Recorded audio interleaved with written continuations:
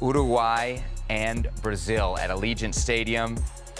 A tense game, maybe not the most fun game for the neutral as it ends scoreless after 90 minutes and into a penalty shootout. Not really a whole ton of chances in the first half, maybe the best one for Darwin Nunez, kind of a scuffed header in the 70th minute. The game changed. Nandes sent off for Uruguay after a VAR saw him get a straight red for a challenge on Rodrigo. It then went to a penalty shootout. Eder Militao saw his first attempt for Brazil saved by Rocher. Brazil actually missed 2 of the first 3 penalty attempts, and Uruguay went on to win 4-2 on penalty kicks. Time for more on this. We've got, I believe, with us Alejandro Moreno, but we'll call on him in just a little bit. Brazil here, Herc, had the advantage, a man up for the last 20 minutes, but couldn't take advantage of it. Why not? Almost 20 minutes, because it was a terrible game, because Uruguay brought them down to where they wanted to play.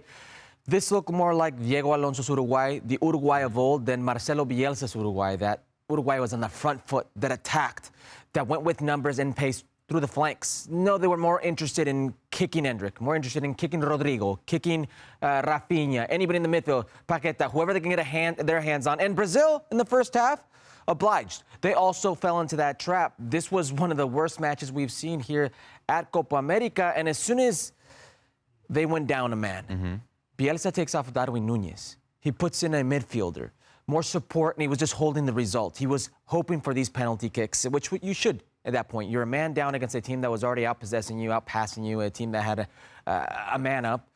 You've got to do what you can to play within the rules to give yourself a chance to win. There's no overtime.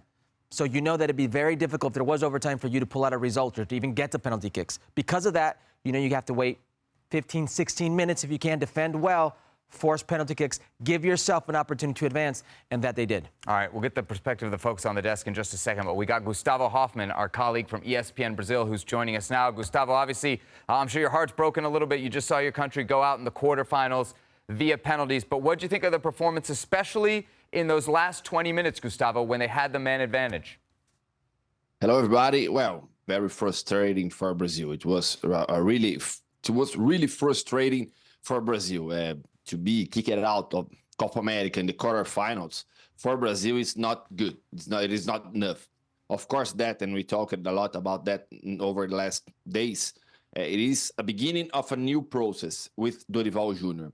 But people always expect more from Brazil. Today, it was a terrible match, 41 fouls, 26 for Uruguay, 15 for Brazil.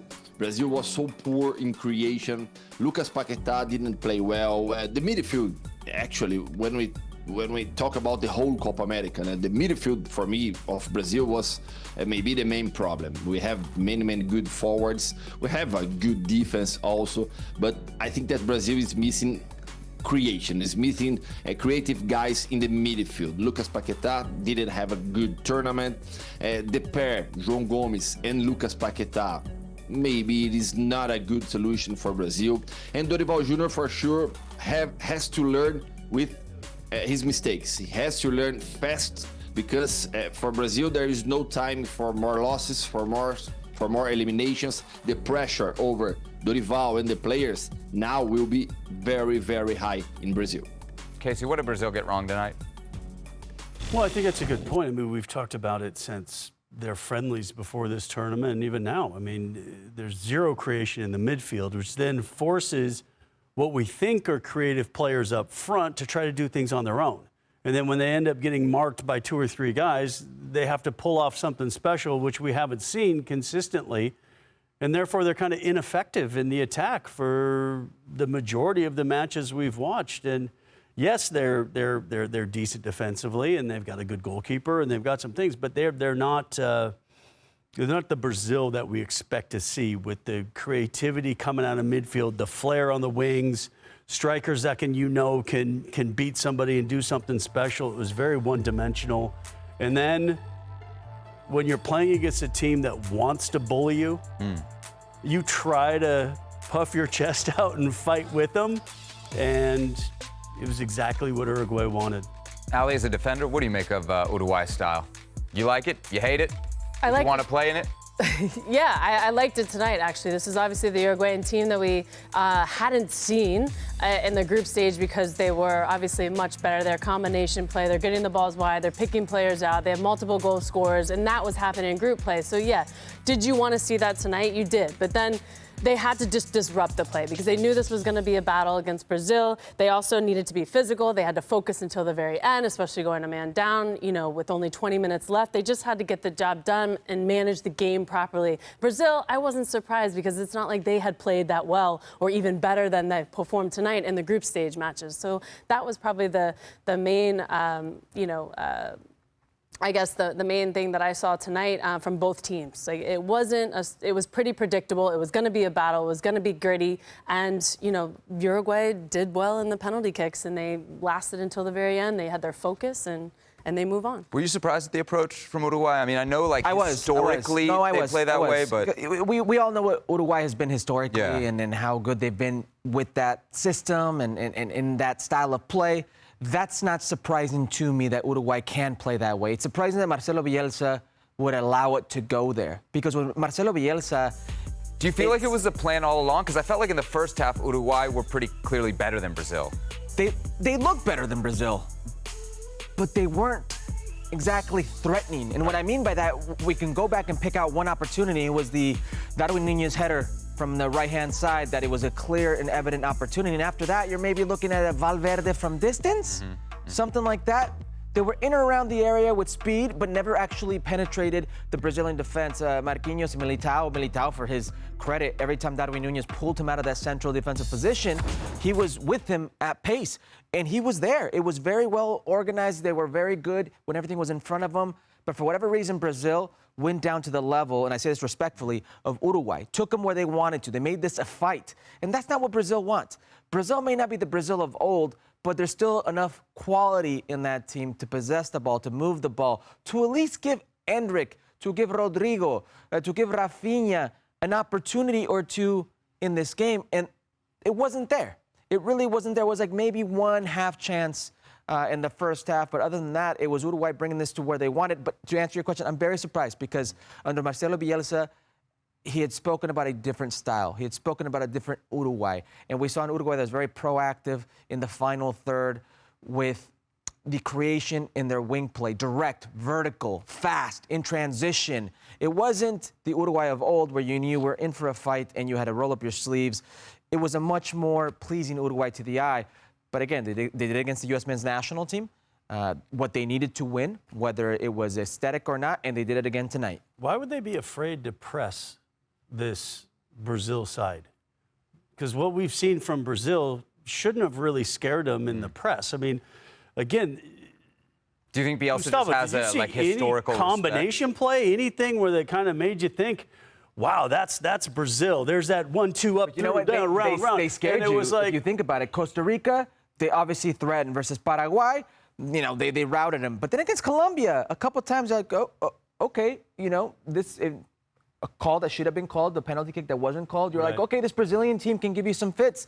So I understand why they respected him so much. I don't understand why they didn't respect themselves that much if they're Uruguay. Yeah. But I also think that Uruguay, they provided that countermeasure movement where it was really difficult for Brazil to even have the combination play. I mean, they knew that they had to disrupt them, back to goal as much as they could in order to, disrupt the game and play to their advantage. So I think that Uruguay had a really good plan defensively to stay high up, to stay connected, to stay touch tight, and that didn't allow Brazil to. I thought it was just a little bit deeper.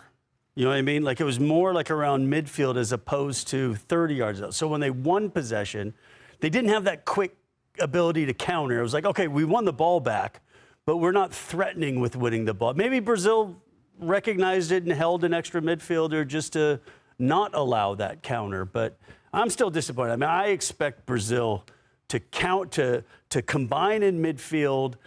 If a team wants to get too narrow, then you spring them wide. If they want to get split, then you beat the combination centrally. And it looked like what I've seen from the last couple games. It gets to one of their flair players, and everyone stands around while that person tries to dribble 6 people, and then they lose it, then they get it back. And it's just not a team. You're more disappointed in Brazil? See, I'm more disappointed in Uruguay. Uruguay won, so I'm not disappointed in Uruguay. Well, because I had my doubts about Uruguay and how far they could get. This just cements it. I don't think they're going to win this competition. Really? Yes, absolutely. I thought they would. I mean, they went a man down with 20 minutes to go. They saw it out against Brazil. That's not proof of something to you? Fine, but I saw a team that was already on fumes towards the end, even before they were a man down. It was just a fight.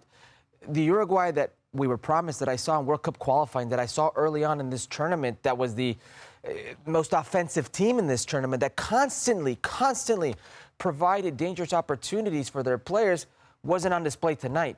And if they're going to play with that intensity, Marcelo Bielsa's system, I don't think they're going to have enough in that tank to get all the way. Let's bring it back to Brazil for a second, because we can't talk about their struggles, really, Gustavo, without mentioning Vinicous Jr., obviously a huge part of the Brazilian attack, not available. How much did they miss him? And then how did you think, or what did you think of Endrick's performance, the 17-year-old? How did he do?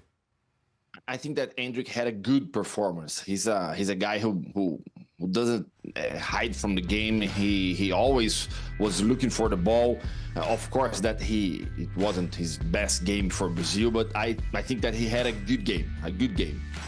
Well, of course, that Brazil miss Vinicous. Brazil always will miss Vinicous, as he is the best player for Brazil nowadays. I think that Rodrigo could have a better game. In the first half, Rodrigo almost didn't touch the ball. In the second half, yes, he participated much more in the game. I think that Rafinha had also had a good performance. But as I said, I think that today the midfield really didn't appear. We didn't see Brazil's midfield. And actually what we saw today, it was a South American derby. For me, it was like a Libertadores match between a Brazilian team and an Uruguayan team. So many fights, so many discussions in the field. We almost didn't see really football. It was, for me, a traditional South American derby. I can understand Herculez' words about Uruguay, about the expectations when you have Marcelo Bielsa. But for me, it was like a traditional Uruguay and Brazil. Always fighting, always arguing, so many discussions in the field between the players. But of course, that when you have Marcelo Bielsa, you can expect more. But it was like a traditional Uruguay and Brazil match in the qualifying, for example. Gustavo, just one win in the 4 games in this tournament for Brazil.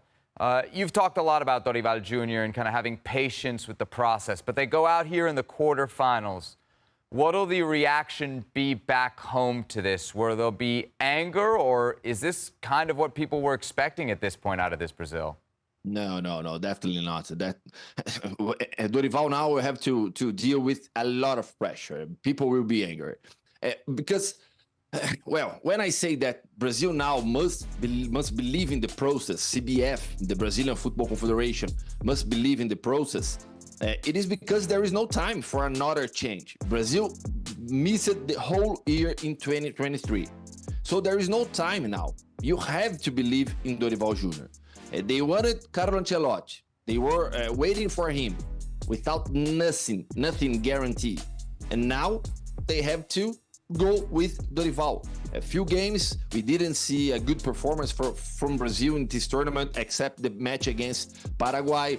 I think that Dorival has to learn with his mistakes. He has to get more experience fast because, as I said, Brazil has no time to have a better team, to have a really good team. Brazil, I still believe that Brazil has a very good group of talented players. Now, Dorival Jr. Has to make this good group of talented players into a good team, as we had in the last years with Tite. Of course, that Brazil in the last 2 World Cups was disappointed, but the team with Tite was very strong, especially in the South American qualifying, and we haven't seen this over the last weeks, over the last months with Fernando Diniz also. So now it's going to be a tough process because the pressure in Brazil will be very, very high over Dorival Jr. Let's see what happens, but I really don't believe in any change now. You see something to build on for this Brazil? I do. Beyond the player talent pool? Well, it depends on one player. Who? Neymar Jr. If you can get Neymar Jr. back to the Neymar Jr. that, regardless of what you may think of him, talent is there and he's physically fit, This team has an opportunity because there goes your creativity in the center. There is somebody to pull the strings, somebody to make Rodrigo play, somebody to make Vini Jr. play, somebody to make Endrick blossom and grow, and those below him or around him. I really do think there will be more pressure on Neymar Jr. than Dorival. Well, if James Rodriguez can do it for Colombia, there's no question that Neymar, if he gets fit and motivated, can do it for Brazil. Gustavo, what do you think about what the guys are saying? Is Neymar coming back with this Brazilian national team needs? Is that something realistic for 2026? Yes, for sure Neymar will be back. He wants to be back, and he will be back. And I think that his position nowadays, when you look to this team, is in the position where Lucas Paquetá played in the whole tournament. And you can really play with Neymar at this position. With Vinicus on the left, with Rafinha or Rodrigo on the right, with a new center forward as Endrick. I think that Dorival also must believe much more in Endrick from now on. So Neymar will come back, and Brazil really needs him. I think that after this Copa America, many people before the tournament thought that, well, Brazil can play with now Neymar. Neymar now is playing in Saudi Arabia. He's not in the top level in Europe. Well, for me, Brazil still needs Neymar, and he knows that. And he knows that he's going to come back as the leader, almost as the savior of Brazil. All right, Gustavo, great stuff. Welcome to the party. The U.S. is out of the tournament. Mexico is out of the tournament. Sorry, Brazil's Venezuela. joining. Venezuela's out of the tournament. Ala's mourning somewhere. So you're in good company, at least, watching from the outside, looking in. Great to have you here on Fútbol Américas, Gustavo. Really appreciate your time. Thank you. See you. Well, waiting here in Madrid for the beginning of La Liga now. Awesome. Awesome. There we go. There's always something to look forward to here on ESPN.